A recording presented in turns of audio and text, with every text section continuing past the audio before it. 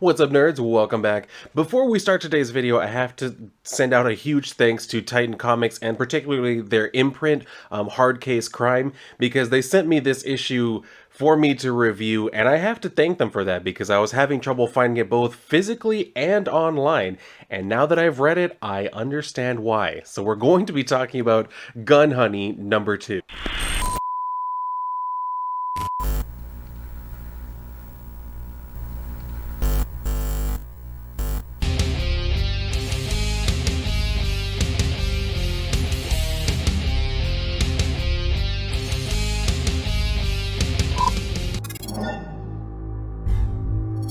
So I'm sure many of you saw my review for the first issue of this particular series, which was just very well done. I really do enjoy this series. And after I made that review, I was actually like, they reached out to me, the company reached out to me and asked me like, we'd like to send you the rest of the issues for you to review. And I was like, of course, I would love to. Like, that's the first time a comic company has ever reached out to me to like actually do that. So I was like, of course I would love to do that. And then the second issue came out and I saw it immediately sell out everywhere.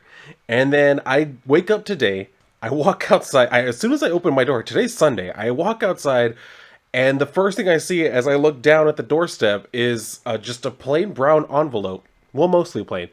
And inside was this Gun Honey number 2. And I was like, okay, I'm excited to see where it's going. And as soon as I just flipped through it, I was like, oh, that's why it sold out. So we're going to get into that. Unfortunately, I probably won't be able to actually show you the page that I'm pretty sure is the reason why this shit sold out. But I'll cover it. I will censor it as much as I can because I'm not trying to have YouTube come for my ass. But let's just go ahead and pick up where we left off, which was basically, if you will remember, Gun Honey here was she kind of like was bamboozled. She was tricked.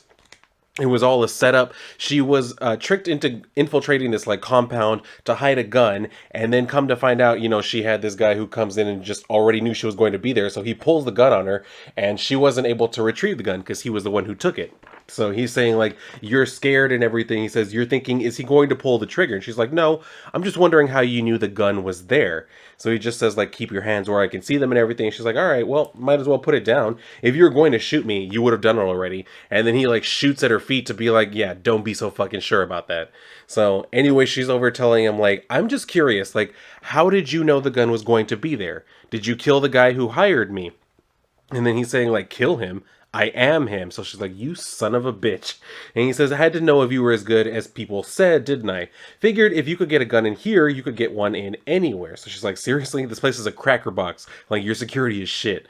So he's saying like, you want to say that again? And he points the like gun to the back of her head. He's like, I can find someone else to do this job. She's like, yeah, don't be so fucking sure. So that's when we go back over to Agent Barrow, right? That was his name, Barrow. I really hope I'm not getting that incorrect.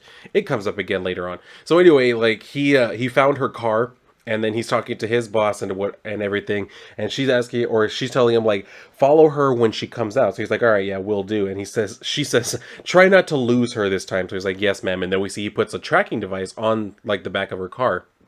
So that's when we go back over to her, where she's kind of like dealing with this dude. I think his name is Ugras or something like that. I'm not sure how it's pronounced. But anyway, she's saying like, so where do you really want me to place the gun? Or were you just yanking my chain? So he's like, no. Have you heard of Branson Heights? And she's just like, why do you want to put a gun in a prison? So he's saying like, there's a guy in lockup here. They don't even know who they've got. And she's saying like, and you do? He says, yeah, I promised I'd put a bullet in his head one of these days. So she's like, you know what? I don't need to know. So he says, they didn't tell me you were squeamish. What do you think a gun's for? So he says he sold a bad batch of K, which I believe is ketamine. So he's saying like he sold it to his brother. Deadly. Might as well have been poison. She's like, it's none of my business. He's like, well, as long as you're working for me, it is your business. And I'm pretty sure you would do the same if it was your brother. So that's where we see that she kind of has this recap or whatever, going back talking about like she actually had a bunch of brothers. She said that they were you grow up with 4 brothers under your roof, 2, 3, 4, and 5 years older. Your mother survived all those births in a row, which, yeah, that's a fucking champ, Anyway, she says, and then she had you. He never blames you because basically after, well, I guess the mother died giving birth to her. So she's kind of saying like, dad never blamed you, but he really didn't have to. She blamed herself. So It also goes on to say, like, the brothers, they all learned how to be strong. You had to learn how to be stealthy. And then apparently one day, like, you remember the dad died and everything. So come to find out, she's, like, kind of just wondering, like, did he get a tip? Was it a premonition? Like, did he send you away on this, like, little errand or whatever because he knew something was going to happen and he didn't want you to be involved? Like, he didn't want you in the crosshairs. So she's saying, like, he thinks sending you away might keep you safe. He's not wrong. Your brothers aren't so lucky. So apparently they all died in the explosion, and we don't really know much about that yet, but I get the feeling we're probably going to get some more information on that going forward. So that's when we go back over to Barrow, as she's like basically saying, like, she's telling this dude, like, yeah, I'll take on the job or whatever. So she comes up on him because he's basically just been surveilling her, and then she comes up on him while he's sitting at like a little cafe or whatever. She's like, are you enjoying the view? He was like, I was until now. So she's basically telling him, like, don't follow me, Agent Barrow. See, I knew I had the name right. Anyway, he says, like, been thinking about that offer we made you? She's like, no, not at all. He says, you'd rather take jobs from criminals? She's like, goodbye. So he's trying to tell her, like, he's a killer and everything. She's like, and your boss isn't? So she goes back home, and we see where she basically has, like, this little shrine of her mother that she kind of, like, I think this is like an Asian type of thing, that, but then again, who am I to speak? I'm Latino. We have, Dia de los Muertos, and we have stuff like this too. So I mean, here we are. We finally get to the part that I'm not really able to show. So, she's saying, like, they say that opposites attract, and that's true, but it's hardly the only truth. Lots of things attract. Some nights you just need to forget. Forget about work, forget about the violent men you deal with every day, forget all the stress in your life. Because we see that she goes to this club, right? So she's in there, she finds this girl, they start like making out, and then they go back home and continue making out and doing other stuff. What do you mean by other stuff, Dylan? I mean stuff that I have to censor like this. But I think that you can very clearly see. Hold on. There we go. No, there we go. I think you can clearly see what's going on. So you know what they're doing. And yeah, they went full. And this is why, like I said, when I flipped through and I saw this page, I was like, oh, that's why this issue sold out. Okay. And I gotta say, lesbian scenes have never really turned me on until I saw this one. And I was like, but anyway, so she does the whole thing like with her and everything, and then we see that it was actually all part of the setup. And I can't really show this page that much either, or at least not this part, because she's like fully naked in two of these panels. But anyway, she's talking about how, this is like everybody needs like some stress relief, including a guard from Branson Heights, because apparently this girl that she hooked up with is actually one of the COs. So she's talking about how she slipped something into her drink, but not until after they had hooked up, because she was like, you're not a monster. She was like, I waited until after we hooked up, and then I slipped her a roofie. So she was like, she'll probably sleep for 6, probably even 8 more hours. So that gives her plenty of time to steal her uniform, and then she ends up cutting her hair because she realizes, like, I kind of look like her. So all I got to do is just take her uniform, take her little, like, ID badge and everything, cut my hair to look like her, and then she also puts on like some glasses, so that way she completes the whole look.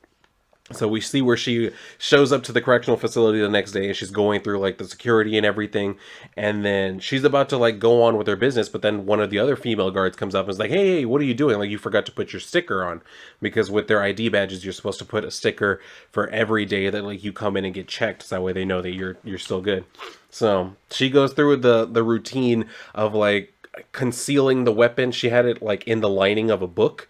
And she's saying, like, yeah, they won't know where it came from, but eventually they will find, like, the lining in the book, and they'll know what happened. But by then, you're going to be long gone. So we see where she stashes the book, and then she's, like, heading down the stairs, and the other guard is asking her, like, where are you going? She says, the infirmary. I ate something bad. So we see where she literally just sneaks out the back, ditches the, like, whole disguise and everything, and goes back home. So it seems like, in, out, very clean, very quick, very easy, right? So, no, it actually ends up being much more complicated than that. So she shows up to where Agent Barrow is just kind of like staying to follow her. And she's standing outside the door, and she's like, do you want to go ahead and open up? And he's like, how did you know that I was here? She's like, look, now that I know you're following me, where else were you going to be? It was very easy to find you. So she goes inside and she says, I thought you might like some dinner. Do they let you drink on duty? So like they sit down and they start eating, and he's telling her, like, they don't, right? Like, they don't let us drink on duty. She's like, well, breaking the rules. I won't tell on you, Agent Barrow, because they're both drinking wine and shit. So he tells her his first name is Brooke. And she responds by being like, we're not quite ready to pick out drapes, Agent Barrow. Basically, like, we don't need to be on a first name basis. So he's saying, would you tell me something, Joanna? Does it matter to you at all who you hurt? And she says, of course it matters. So she's saying, like, will you tell me something, Brooke? Do you really think your agency has never targeted an innocent person, never killed an innocent person? He's like, yeah, I'm sure we have. And she asks him the same question. He's like, well, doesn't that bother you? He's like, of course. Or does that matter to you at all? And he's like, of course it matters. So they kind of like cheers or whatever. And then he gets a call from his boss who tells him to turn on the goddamn news. So he turns on the news and they're kind of recapping what basically happened after she stashed the gun in the prison, where this other dude, we don't see who it is who brought the gun, but basically he comes around with a little book cart or whatever, asking the guy that they wanted to get out, asking him like, yo, did you want a book? He's like, yeah, for sure. What do you got? And he tells him a message from an old buddy. So that's where we see it's the gun that she stashed in there. And then he like basically takes the guy hostage, I think. Yeah, then he like snaps his neck, which of course the guard comes running. He shoots him in the head. And then we see where he like goes ahead with his like complete escape, where he's like killing guards and everything. He disguises himself as one of them, or like just basically walks out, which I've always wondered this about in movies. Not to really like throw shit at like this particular comic for it, but I've seen it in movies too, where it's like there's the guy who dresses as a guard and he like walks out. Why does that never raise a red flag to any of the other guards? You know what I mean? Like, we're all running towards the scene of the commotion where we're supposed to be going, and you're just walking in the opposite direction. What are you doing? So, at least that would be me. If I was on this job, I'd be like, dude, where are you going? Like, the problem's over there. This is our job. Let's go. So, anyway, he does that to get out, and then we see where they're talking about, like, the carnage, and they were saying, like, what, over 60? More than 60 injured, and what some are calling the worst incident of prison violence in this century. So she immediately tries to call the dude who hired her, and then she's saying, like, yeah, there's no answer over there. So they get in her car, and I gotta say, I don't know what kind of car this is based off of, but I really love it. I don't know why. From the minute I saw it, I was like, I wish to God I was driving that car. Anyway, so they get back to the compound and everything, and they get out. She's saying, like, I'll go first. He's like, yeah, not a chance. So he goes and he bangs on the door. He's like, open up. But of course, nobody answers. So they open up and he sees, like, holy shit, everybody's dead. So he's saying, like, who? And she says, I don't know, I swear. Some drug dealer he had a grudge against. And then as they're going up, they see even more dead guys. So Brooke is saying, like, this is more than just some drug dealer. And she's saying, he said the prison didn't know who they had. And he's like, yeah, apparently not. And apparently they haven't got him anymore. So she's just saying, I'm sorry. And he's like, yeah, me too. So they immediately walk into the next room, find the dude dead.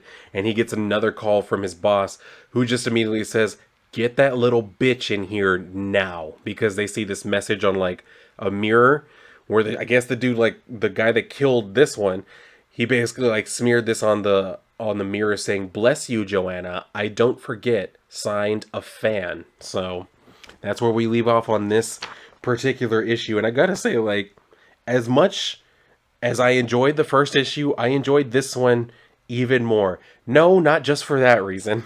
Yes, that was very enticing, but also just like the mystery gets even deeper, and especially like the action just like top notch. Like that whole thing, like the prison escape, and then this where they come in and they see all of the carnage this dude like inflicted. I was like, holy shit, this story is so good. Like I cannot wait to see where this goes. So I mean, again, I have to really thank the company for sending this to me, because I was curious. I was really curious what was going on with it, and like I said, I was having trouble finding it anywhere. So, I mean, the fact that it showed up on my doorstep today, I was like, oh, cool. And then when I actually read it, I was like, oh my God, I'm so glad y'all sent me this, because it's a really good story. I'm not even gonna lie.